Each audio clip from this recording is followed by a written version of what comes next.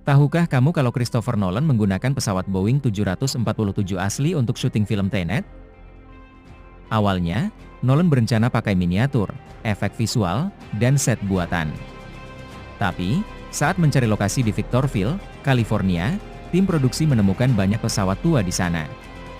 Akhirnya, mereka memutuskan beli pesawat asli agar adegannya lebih realistis. Pesawat yang mereka beli adalah bekas Boeing 747-200 Freighter milik Cathay Pacific. Mereka mengganti registrasi dan mengubahnya menjadi maskapai fiktif, Norsk Freight, untuk adegan ini. Lalu, pesawat itu ditabrakkan ke gedung bandara yang sudah diset.